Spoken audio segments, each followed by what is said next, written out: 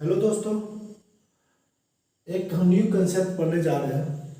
इस कंसेप्ट में हम डिस्कशन करेंगे, एक तो रिजिड बॉडी को डिस्कशन करेंगे और दूसरे डिफॉर्मेबल बॉडी को डिस्कशन करेंगे। एक्चुअली ये टर्मिनोलॉजी है क्या?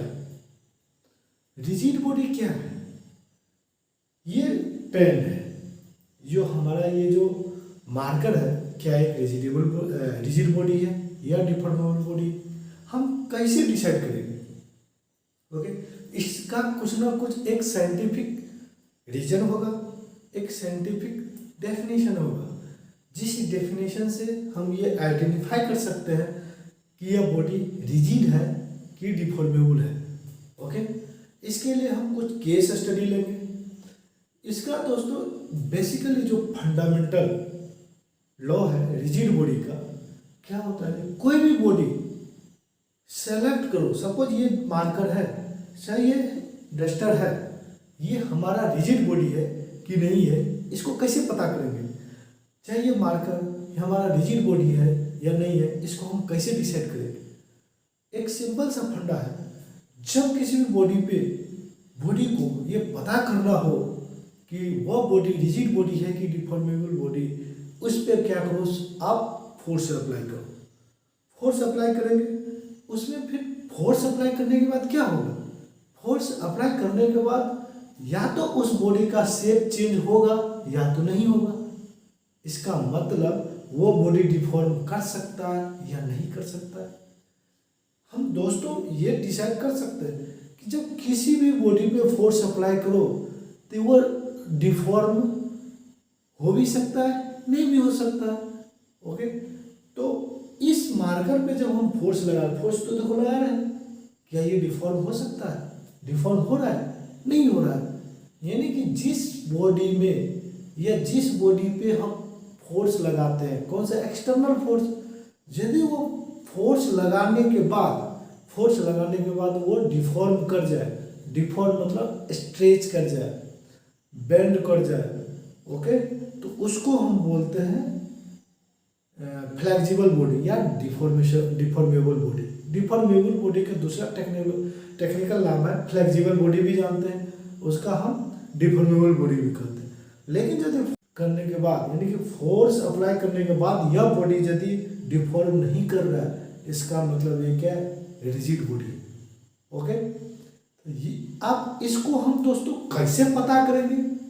ये तो सिर्फ बोलने से हुआ ना कि किसी ने पूछा कि रिजिड बॉडी क्या है, हम बोलेंगे फोर्स अप्लाई करने के बाद यदि उसमें डिफॉर्मेबल नहीं हुआ या डिफॉर्मेशन नहीं हुआ तो वो रिजिड बॉडी हो। बोलने से थोड़ी ना होगा, ये प्रैक्टिकल एक फिजिबल मीनिंग होना चाहिए। इससे एक साइंटिफिक डिफिनेशन आया। वो डिफिनेशन क्या है दोस्तों, कि यदि फोर्स अप्लाई करने के बाद सपोज इस डस्टर पे दो पार्टिकल है, इस डस्टर पे दो पार्टिकल है, ये इस पे एक पार्टिकल में ये ले लिया, एक पार्टिकल ये ले लिया, इसका डिस्टेंस है क्या, मान लेते हैं ए। यानी फोर्स अप्लाई करने से पहले इस दो पार्टिकल का बीच का डिस्टेंस ए है, तो फोर्स अप्लीकेशन मतलब फोर्स जब हम इस पे अप्लाई कर रहे थे उससे पहले डिस्टेंस ए है, और फोर्स लगाने के बाद ही दोनों का बीच का डिस्टेंस ए ही है, यानी कि वो क्या है? रिजिड बॉडी है। तो सिंपल सा कंडीशन है, कोई भी बॉडी आप चेक करना हो, जैसे ये मार्कर है, मार्कर हमारा रिजिड बॉडी है कि नहीं है, तो इस पे दो पॉइंट लेंगे, सपोज एक पॉइंट ये है, एक पॉइंट ये है, दोनों के बीच में हम क्या कर रहे हैं? फोर्स लगा रहे हैं। क्या दोनों का बीच का डिस्टेंस क्या चेंज है ना? अभी भी मार्कर इतना ही लेंथ का है, फोर्स लगाने के बाद भी ये मार्कर का लेंथ इतना ही होगा। यानी कि फोर्स लगाने से दो पार्टिकल जो तुम कंसीडर कर लो, क्योंकि कोई भी बॉडी छोटे छोटे पार्टिकल से बना हुआ होता है, इसमें से कोई भी दो पार्टिकल कंसीडर कर दो, उस दोनों का बीच का कुछ ना कुछ डिस्टेंस होगा। यदि वो डिस्टेंस फोर्स लगाने के बाद भी चेंज नहीं हो रहा है, तब वो बॉडी हमारा क्या है? रिजिड बॉडी है। यदि दोनों पार्टिकल का बीच का डिस्टेंस चेंज हो जा रहा है तो वो हमारा क्या है दोस्तों? डिफॉर्मेबल बॉडी है। ओके, इसी चीज को हम क्या करते हैं, लिख दिया हूँ इस बोर्ड पे। जैसे रिजिड बॉडी क्या है? Rigid body does not deform नहीं करता है। कब? उस पर जब हम फोर्स लगाते हैं। डिफॉर्म मीन्स स्ट्रेच नहीं कर सकता है, कंप्रेस नहीं हो सकता है, बेंड नहीं हो सकता है सब्जेक्टेड टू फोर्स और मोमेंट। मतलब एक रबर है, जैसे एक रबर एग्जाम्पल, रबर को हम स्ट्रेच करेंगे तो स्ट्रेच हो जाएगा, स्ट्रेच हो जाएगा। तो हमारा कैसा बॉडी है दोस्तों, डिफॉर्मेबल बॉडी है। ओके, यदि हम किसी भी चीज को हम इसको हम प्रेस करेंगे तो वो प्रेस हो जाएगा। तो जब प्रेस हो जाएगा तो हमारा बॉडी क्या है, इसको जैसे हम फोर्स लगाए वो प्रेस हो जाएगा, कंप्रेस हो गया, उसका लेंथ छोटा हो गया, डिफॉर्मेबल बॉडी हो गया। जब किसी बॉडी को बेंड करेंगे, जैसे ऐसे करके नहीं तो बेंड, जैसे या इतना बड़ा के लिए बांस ले लो, उसको क्या कर दो, उसको बम्बू, उसको बेंड करो तो बेंड हो जाएगा। तो यानी कि वो डिफॉर्मेबल बॉडी के पास सब कुछ क्राइटेरिया है, यानी कि वो स्ट्रेच कर सकता है, वो कंप्रेस हो सकता है, वो डिफॉर्म करके वो बेंड भी हो सकता है। लेकिन रिजिड बॉडी का दो पार्टिकल का बीच का डिस्टेंस ही नहीं चेंज होगा, यानी कि वो ना तो कंप्रेस हो सकता है, ना तो डिफॉर्म हो सकता है, और ना ही वो बेंड हो सकता है, ना ही वो स्ट्रेच हो सकता है। उसको हम बोलते हैं रिजिड बॉडी। दोस्तों रिजिड बॉडी हमारा क्या है दोस्तों, एक आइडियल कंसेप्ट है। आइडियल कंसेप्ट मतलब क्या हो गया, एक प्रैक्टिकली एग्जिस्ट ही नहीं करता है। तो फिर हम कैसे बोलते हैं दोस्तों ये मार्कर रिजिड बॉडी, हम तभी बोले रिजिड बॉडी का आइडियल कंसेप्ट है, प्रैक्टिकली एग्जिस्ट ही नहीं करता है, एग्जिस्ट ही नहीं करता है। फिर ये मार्कर हमारा रिजिड बॉडी कैसे हुआ, समझने वाली बात है। बहुत सा एनसीईआरटी बहुत सारा बुक में लिखा हुआ है, या इवन किसी भी बुक में लिखा हुआ रहता है कि रिजिड बॉडी हमारा एक आइडियल कंसेप्ट है, एक आइडियल फ्लूइड हमारा क्या है, प्रैक्टिकली एग्जिस्ट ही नहीं कर रहा है, जिसका रेजिस्टेंस जीरो है। क्या ऐसा पॉसिबल है फ्लूइड की जिसका रेजिस्टेंस जीरो, तो पॉसिबल ही नहीं। इसीलिए दोस्तों जब रिजिड बॉडी आइडियली एग्जिस्ट करता है, यानी कि वो प्रैक्टिकली पॉसिबल ही नहीं है बॉडी, तो फिर इस मार्कर को हम रिजिड बॉडी कैसे बोल रहे हैं, इस डस्टर को हम रिजिड बॉडी कैसे बोल रहे हैं दोस्तों। इसी जो दो वर्ड बोले इसी में इसका डिफिनेशन छिपा हुआ है दोस्तों। जब इसको फोर्स लगाते हैं ये हमको दिख नहीं रहा है, लेकिन माइक्रोस्कोपिक लेवल पे कुछ ना कुछ डिफॉर्मेशन होता है। तो जो लिटिल डिफॉर्मेशन होता है when application of the force on the body, तो उसमें जो बहुत कम माइनर बहुत कम डिफॉर्मेशन होता है उस डिफॉर्मेशन को नेग्लेक्ट कर देते हैं।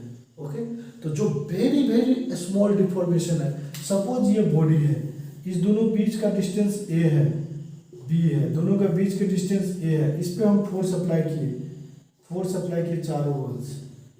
ओके, फोर्स अप्लाई किए, इस डिस्टेंस का जो ए है बहुत लिटिल डिफॉर्मेशन हुआ कि जो डेल्टा ए है, चेंज इन लेंथ ए, इसका लेंथ हम मान लेते हैं एल है, इस चेंज इन लेंथ होगा L, very very small zero, मतलब वो जीरो के बराबर होता है इतना चेंज इन लेंथ। तो उस बॉडी को बोलते हैं क्या हम दोस्तों, रिजिड बॉडी बोलते हैं।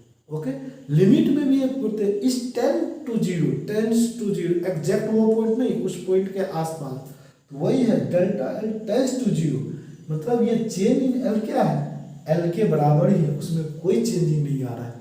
तो जो मिनिमम डिफॉर्मेशन होता है उसको हम रिजिड बॉडी बोलते हैं दोस्तों। आप समझ में रहे कि कोई भी आइडियली तो हमेशा फिक्स है कि आइडियली प्रैक्टिकली पॉसिबल नहीं है रिजिड बॉडी, लेकिन फिर भी जो इसका डिफॉर्मेशन बहुत कम है, लिटिल हो, तो उसको हम नेग्लेक्ट कर सकते हैं, तो उसको हम रिजिड बॉडी बोलते हैं। ओके, इसीलिए कहते हैं the distance between the two points A and B does not change, then the body is called the rigid body. Force लगाने के बाद दोनों के बीच का डिस्टेंस यदि चेंज नहीं हो उसको हम रिजिड बॉडी बोलते हैं। ओके, दूसरा पॉइंट है rigid body is an ideal concept, practically exist ही नहीं करता। और रिजिड बॉडी क्या होता है, जो हम इसका डिफॉर्मेशन क्या करते हैं बहुत कम होता है, जिसको हम नेग्लेक्ट कर देते हैं, इतना कम आता है लेंथ के कंपेरिजन में, बहुत कम होगा। जैसे इसका लेंथ है 5 किलोमीटर, 5000 किलोमीटर, इसका चेंज इन लेंथ आया 1 mm। देखो 5000 किलोमीटर, ये क्या 1 mm, नेग्लेक्ट कर सकते हैं। 5000 किलोमीटर 1 mm कितना हो जाएगा दोस्तों, बहुत कम है, इसका नेग्लेक्ट कर सकते हैं। ये क्या है rigid body. Deformable body, it is deformed body, deformable body हो सकता है, it will be stretch, compress और bend after the application of force, यानी वो बेंड कर सकता है, स्ट्रेच कर सकता है और बेंड में कंप्रेस भी हो सकता है, उसको हम बोलते हैं डिफॉर्मेबल बॉडी। एक प्रैक्टिकल एग्जांपल है दोस्तों अर्थ। हमारा सन के चारों ओर रोटेट करता है, इसका शेप क्या होगा, फोर्स चारों ओर लगता है, उसके फोर्स की वजह से इसका फोर्स क्या कंटिन्यूसली चेंज होते जाता है। अर्थ हमारा कैसा बॉडी है, डिफॉर्मेबल बॉडी है दोस्तों, ये ध्यान रखना। हम और पढ़ेंगे एक इलास्टिक बॉडी। आप कहेंगे डिफॉर्मेबल बॉडी और फ्लेक्सिबल बॉडी भी इलास्टिक बॉडी वो भी क्या हुआ, डिफॉर्म ही करता है, जब फोर्स अप्लाई करोगे डिफॉर्म कर जाए।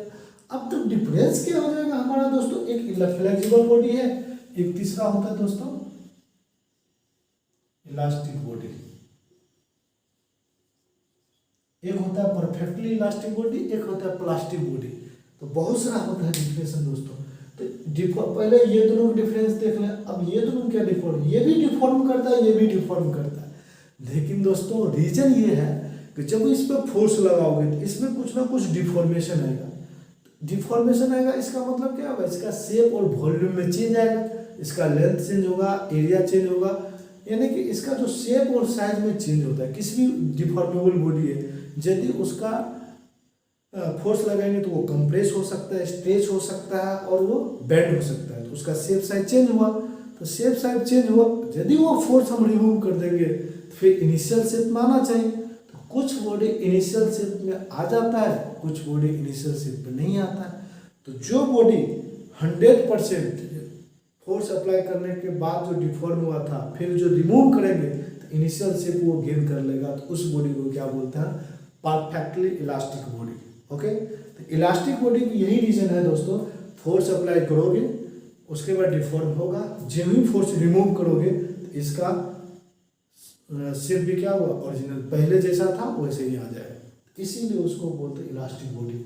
और डिफॉर्मेबल बॉडी क्या होगा, ये इसको फोर्स लगाए, उसको डिफॉर्म किए, और डिफॉर्म करने के बाद फिर फोर्स हटाएंगे तो ओरिजिनल शेप गेन कर भी सकता है, नहीं भी कर सकता है। यानी कि इलास्टिक बॉडी डिफॉर्मेबल हो सकता है, लेकिन हर एक डिफॉर्मेबल बॉडी इलास्टिक बॉडी नहीं हो सकता है दोस्तों। ओके, एक होता है प्लास्टिक बॉडी। प्लास्टिक बॉडी क्या है, बिना फोर्स लगाए हुए।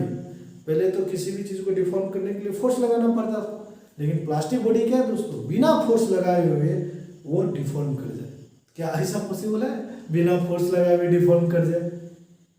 देखो ना, लेकिन फिर भी ऐसा होता है। तो इसीलिए हम क्या करते हैं दोस्तों कि आयरन को हीट करते जाओ। एक प्रैक्टिकल एग्जांपल देते हैं दोस्तों। हम बोलते हैं एक लोहा है, आयरन है, उसको हम क्या बोलते हैं कि प्लास्टिक बॉडी। कब बोल देंगे, क्योंकि उसको हीट करते जाएंगे, एक इतना हीट होगा वो सॉलिड से क्या हो जाए, लिक्विड में कन्वर्ट हो जाए, अपने आप शेप चेंज हो जाएगा दोस्तों। बिना स्ट्रेस, बिना फोर्स का वो यदि उसका शेप चेंज हो रहा है, बिना फोर्स का उसका शेप चेंज हो रहा है और ये डिफॉर्म कर रहा है या स्ट्रेच कर रहा है, उसको क्या बोलते हैं दोस्तों, प्लास्टिक बॉडी बोलते हैं। तो दोस्तों एक होल कंसेप्ट है ये, रिजिड बॉडी, इलास्टिक बॉडी और फ्लेक्सिबल बॉडी। दोस्तों ये कभी भी more than one choice question में आ सकता है। इस टाइप का क्वेश्चन है मैच द फॉलोइंग में, कि ये कौन सा रिजिड बॉडी है, कौन सा फ्लेक्सिबल बॉडी है, या इलास्टिक बॉडी है, या प्लास्टिक बॉडी। तो दोस्तों इस बॉडी का नाम, एक सॉलिड बॉडी क्या है, सॉलिड बॉडी डिफॉर्म हो भी सकता है, नहीं भी हो सकता है, लेकिन रिजिड बॉडी का सॉलिड में डिफॉर्मेशन नहीं होगा, लेकिन सॉलिड बॉडी डिफॉर्म हो भी सकता है, नहीं भी हो सकता है। इसीलिए हम एक टर्मिनोलॉजी 1 by 1 समझा दिया दोस्तों, इसको ध्यान रखना है दोस्तों। यदि यह चैनल आपको अच्छा लगा है, ये इन्फॉर्मेशन भी यदि आपको इन्फॉर्मेटिव लगा हो, तो इस चैनल को सब्सक्राइब कर लें और बेल आइकन को प्रेस कर दें, और इस वीडियो को शेयर करें दोस्तों, क्योंकि ये आइडिया, ये एग्जैक्टली आपका क्वेश्चन, ये नहीं कि यही क्वेश्चन में आ जाएगा। बोर्ड की एग्जाम हो सकता है, दोनों के बीच में डिफरेंस पूछ सकता है, लेकिन ये सेम एग्जाम में आ भी सकते नहीं। इसीलिए दोस्तों ये कंसेप्ट को अपने दोस्तों तक भी पहुंचाए, ताकि उनको भी हेल्पफुल हो। ओके, और लाइक करना सेशन को दोस्तों भूलो नहीं, क्योंकि वो लाइक करने से हमको पता चलता है कि यह सेशन आपके लिए हेल्पफुल है। Okay, thank you.